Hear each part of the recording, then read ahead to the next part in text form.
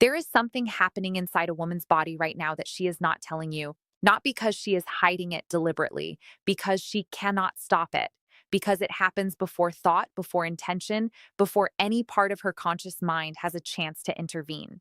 Her body responds to certain men in ways that bypass every filter she has built, every standard she has set, every rational argument she can construct about who she should and should not be drawn to. And tonight, I am going to show you exactly what those responses are. Not from theory, from neuroscience, from behavioral psychology, and from patterns that repeat so consistently across so many different women in so many different contexts that they cannot be dismissed as coincidence or individual preference. If you have ever wondered why a woman seemed interested and then suddenly pulled back, if you have ever been confused by signals that seem to contradict each other, warmth followed by distance, closeness followed by silence. If you have ever felt like there was a language being spoken right in front of you that nobody ever taught you to read, then stay with me. Because what I'm about to show you is that language, and once you understand it, you will never misread a woman's signals again. Before we go further, I need to destroy something. A belief that most men carry without realizing it. A belief that has cost good men more than almost any other mistake they make in the context of attraction. Most men have been taught to look for verbal confirmation. They wait for a woman to say something, to express interest with words, to give a clear green light, to state plainly what she is feeling. And because they are waiting for that verbal signal, they walk past dozens of moments where her body was already communicating something unmistakable. They missed the message because they were looking for the wrong medium. Here is the first truth everything else builds on. A woman's body tells the truth before her mouth does, always.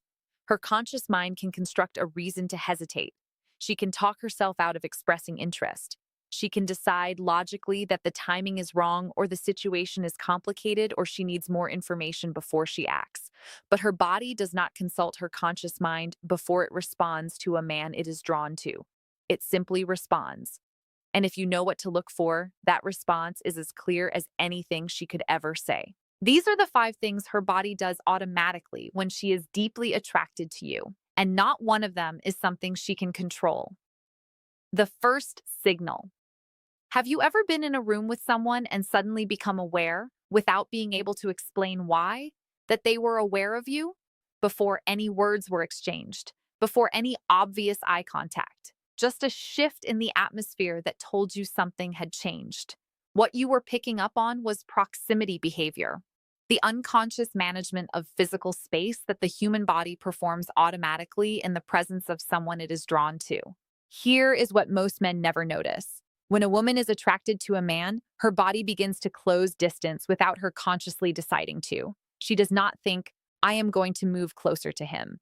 It happens the way breathing happens, the way blinking happens. Her body orients itself toward him the way a plant orients toward light, not through decision, but through something that runs far deeper than decision. Watch for the feet. Most people focus on faces, on eye contact, on smiles.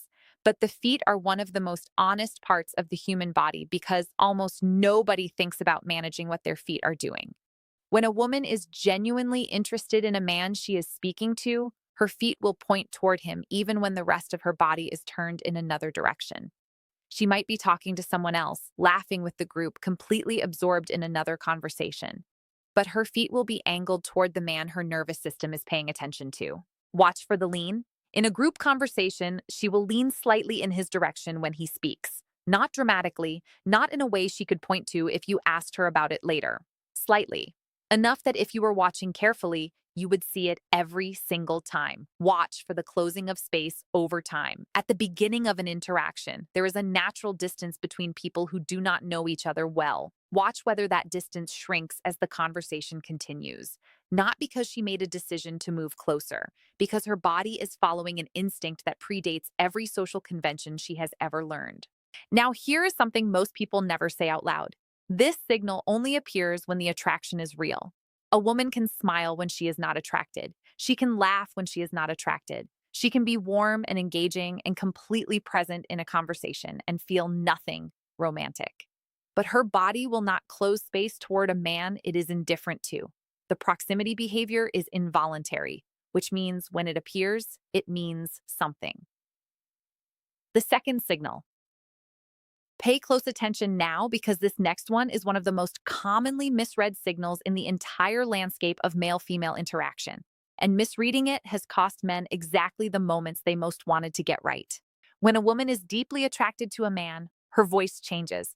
Not in a dramatic, obvious way that she could hear if you played it back to her. In a way that happens below the level of her awareness. Her pitch drops slightly, her pace slows.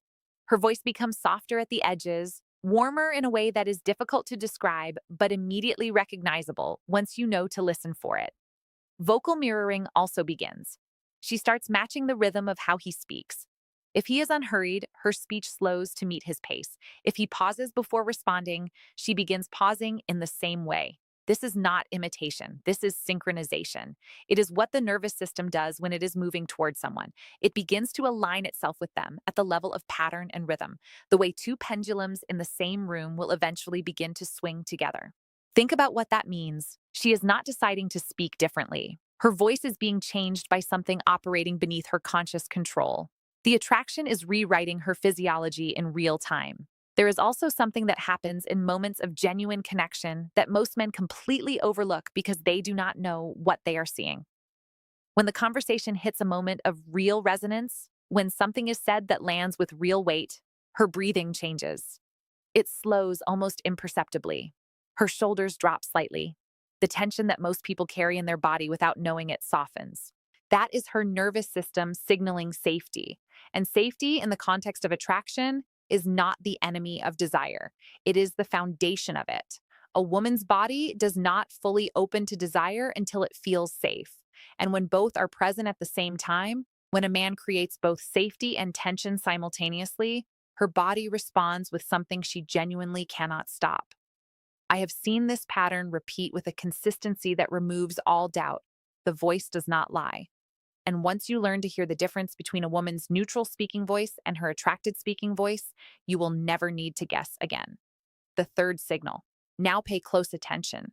This one is the most subtle of the five, and for that reason, it is the most significant. Because the signals that are hardest to fake are always the ones that carry the most meaning. When a woman is deeply attracted to a man, she will unconsciously touch her own face and neck during conversation with him. This is one of the most well-documented self-soothing and arousal behaviors in human psychology. She touches her collarbone. She runs a finger along her jawline. She touches her hair, not to fix it for appearance, but in a slow, almost absent way that signals her nervous system is responding to something. The neck is particularly significant. The neck is one of the most vulnerable parts of the human body. Exposing it, touching it, drawing attention to it in the presence of someone else is an involuntary signal that the body produces when it perceives that person as safe and desirable simultaneously. She is not thinking, I will now touch my neck to signal attraction. Her body is doing something that runs on programming older than language. Watch for the hair, not the quick practical adjustment, the slow half-conscious touch that happens in the middle of a sentence or in the moment after he says something that landed or in the silence between words that actually meant something. The touch that she would have no explanation for if you asked her about it 1 minute later. Here is something that changes how you read these signals when you understand it clearly. These behaviors cluster. They do not appear individually in isolation. When attraction is real, when her body is genuinely responding to a man, these signals arrive in groups. The proximity closes. The voice softens. The self-touching begins. And if you are paying attention to all of it at once rather than looking for one definitive sign, the picture becomes completely unambiguous. Most men miss these moments because they are inside their own heads, managing their own anxiety, thinking about what to say next, monitoring how they are being perceived. The man who is genuinely present, who is watching and listening rather than performing, will see these signals clearly, and seeing them clearly changes everything about how he responds, not with pursuit, with the calm confidence of a man who knows exactly what is happening and is in no rush to confirm it. The fourth signal. Listen carefully, because what I am about to describe is the signal that matters most in the moments that feel the most uncertain. The moment when a woman has gone quiet, when she has pulled back slightly, when the warmth that was there 30 minutes ago seems to have cooled. Most men interpret this as rejection. They become anxious. They reach. They explain. They try to reestablish the warmth by closing the distance she has created. And in doing so, they destroy the very thing that was building. Here is what is actually happening in that moment. When a woman is genuinely attracted to a man, she will periodically create emotional space. Not to punish him, not because her interest has faded, because her nervous system is doing something specific. It is testing whether the emotional experience that built when things were warm will survive when she withdraws from it.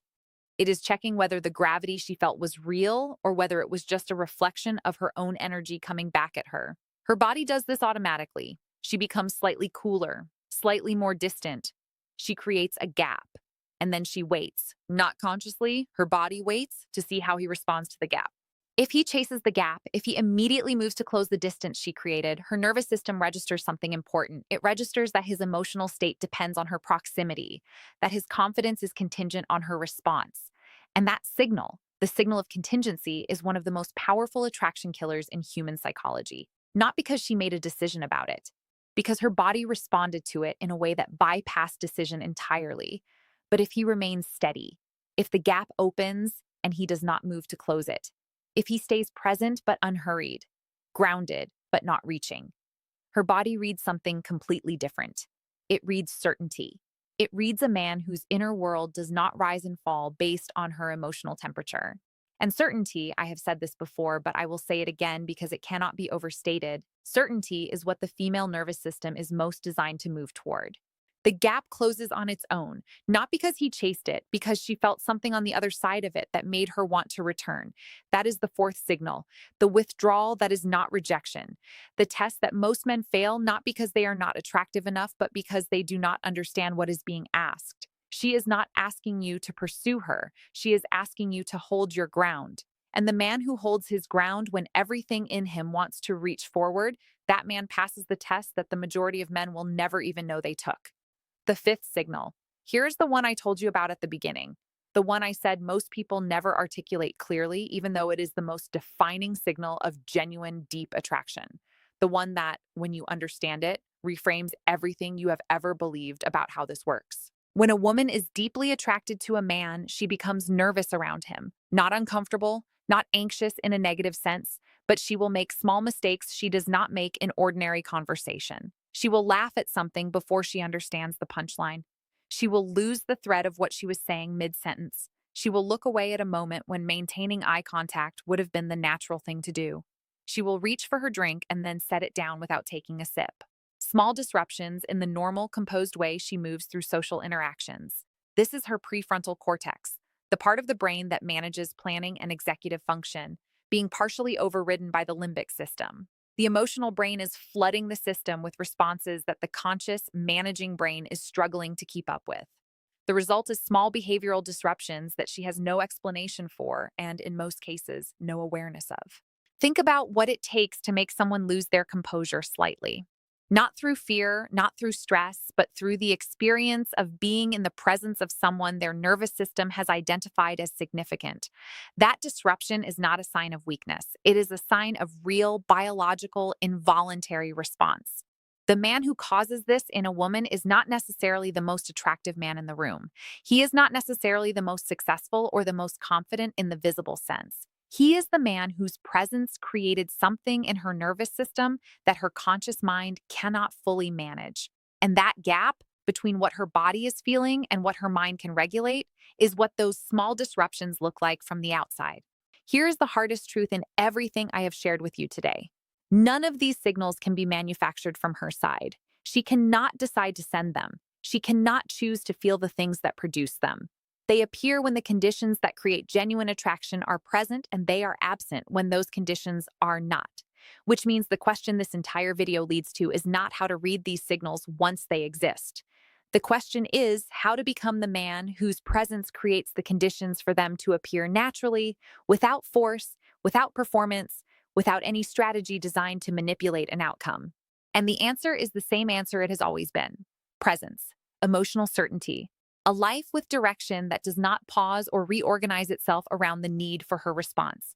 The kind of self-possession that exists not because a man learned to act a certain way, but because he has done the real work of becoming someone whose inner world does not depend on her attention to stay intact.